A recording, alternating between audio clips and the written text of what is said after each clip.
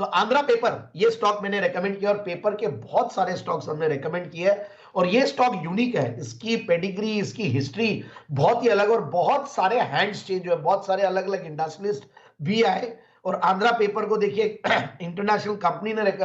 Take over किया था, जो कि बहुत बड़ी, मतलब $30 बिलियन की अमेरिकन कंपनी जो 1898 से काम कर रही थी, उन्होंने इसको टेक ओवर किया था एक टाइम पे, और वो इंटरनेशनल पेपर के नाम से थी, इंटरनेशनल पेपर APPM। और उसके बाद से वापस से जब हमने देखा कि ये स्टॉक ने हैंड्स फिर चेंज किए, अक्टूबर 2019 में इस कंपनी को वेस्ट कोस्ट ने वापस से टेक ओवर किया, और वो SK बांगड़ ग्रुप है, जो वन ऑफ द ओल्डेस्ट और लार्जेस्ट प्रोड्यूसर्स है पेपर के। और हमने देखा कैसे पेपर स्टॉक्स एक के बाद एक परफॉर्म कर रहे हैं, और रीजन बीइंग इन दिनों में पेपर स्टॉक्स चले भी है बहुत बड़े। अगर मैं लॉन्ग टर्म इन्वेस्टमेंट्स की बात नहीं भी करूं इस सेक्टर में, तो बट ये शॉर्ट टर्म में बहुत बढ़िया रिटर्न्स देने के लिए जाने जाते हैं, और सारे स्टॉक्स एक के बाद एक मैंने दिए हैं, और हमारे पैनल में सबने ही दिए हैं, और बहुत अच्छा परफॉर्म किए हैं। और आंध्रा पेपर भी मैं तीसरी बार कवर कर रहा हूं, मैंने रिसेंटली भी कवर किया, उसके बाद टारगेट अचीव हुए, फिर वापस से नीचे आया, तो मैंने देखा कि देना चाहिए।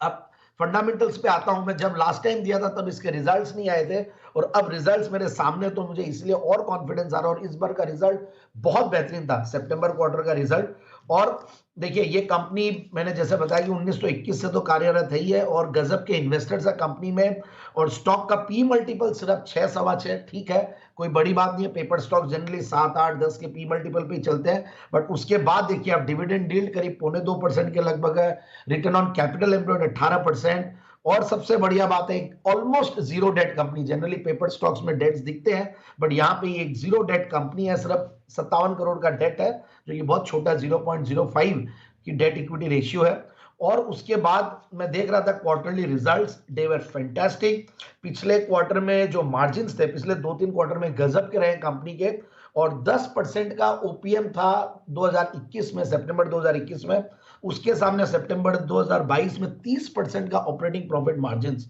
और 19 करोड़ के पैट के सामने 113 करोड़ का पैट, लास्ट क्वार्टर में जून क्वार्टर में 85 करोड़ का पैट। तो इस तरीके से 293 करोड़ पिछले एक साल में कंपनी ने कमाया, तो अच्छा खासा रिजर्व हुआ, और उससे डेट्स को इन्होंने रिड्यूस किया। और शेयर होल्डिंग पैटर्न में देखिए वेस्ट कोस्ट, जो कि ऑलरेडी एक अच्छा खासा मल्टीबैगर बन चुका है, उसकी 73% के बाद FIIs करीब 7.25% होल्ड करते हैं, और